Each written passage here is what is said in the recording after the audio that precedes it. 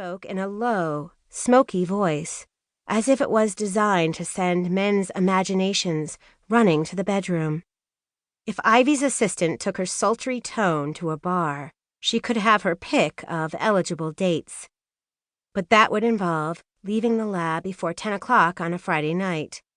And thanks to the budget cuts, Ivy didn't have enough staff on hand to be able to send her assistant off for a hot date.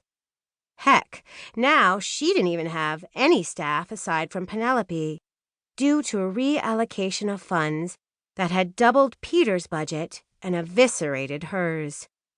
But that was about to change. We did it. Ivy crossed the room and reached for her friend's hands. Forget the music. They could dance for joy just fine without it. The test worked. We're one step closer to creating a quick and easy diagnostic test for amyloidosis. What? Penelope's grip tightened on hers. It worked? You did it? We did it. Ivy spun her assistant in a circle. Who needed dancing at a nightclub when you had success? And the high that comes with knowing you're right. They'd found a way to detect a rare disease early. They were all the closer to finding a cure and saving lives. We're almost there. There will be more tests, of course, and clinical trials once we develop a formula for a cure. Penelope drew to a halt.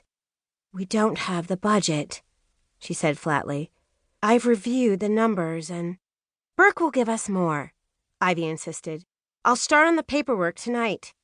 We could also approach the Amyloidosis Foundation. Maybe apply for another NIH grant. But the Burke Initiative has made a fortune this past year off their new vaccines, and they've supported us this far. The corner of Penelope's full lips shifted into a grin. You could do more than fill out forms. You could meet with the billionaire captain of the Burke Initiative. Ivy cocked her head. What? Leave behind your mirror ball, Penelope said, her voice rising as if she were standing center stage in a 3-ring circus, introducing the main act, the lion. And join the man who took the money he made off military contracts and started a for-profit initiative to fund medical research, the one and only Carter Burke. I heard he's in town for an unrelated charity gala. If you rush to his office now, it's close to 6, but he's probably still there. You can't become a billionaire without a little overtime, right? Are you insane? Ivy challenged. I'm not the crazy one in the room. Penelope dropped the act, and her arms drifted to her sides. Peter's this close to curing cancer. He's getting a brand new state-of-the-art lab at Johns Hopkins, courtesy of billionaire Burke. He's on the cusp of saving millions and millions of lives. I believe in what we're doing here. But at the end of the day, amyloidosis is rare. But if we'd had a cure 10 years ago, I could have saved my father, Ivy thought. Just one man, one life. But saving him would have meant the world to her. And one day her work in this lab might be the difference between life and death for someone else.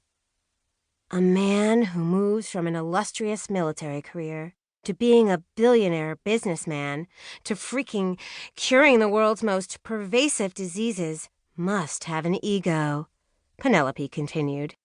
He'll want to take credit for Peter's work because it's so important. He might not even give you the time of day. But maybe if you talk to him just right, charm him, he'll keep funding us, too. Charm Carter Burke? Disbelief clung to her words. Who knows? Maybe he'll invite you to the party. Ivy pictured the hotel ballroom filled with New York City's elite, dressed in designer gowns and tuxedos. Mentally scanning the imaginary gala, she looked for the one woman who didn't belong, the woman who didn't even own a little black dress. I'm not in the picture. I'm sure Carter Burke already has a date.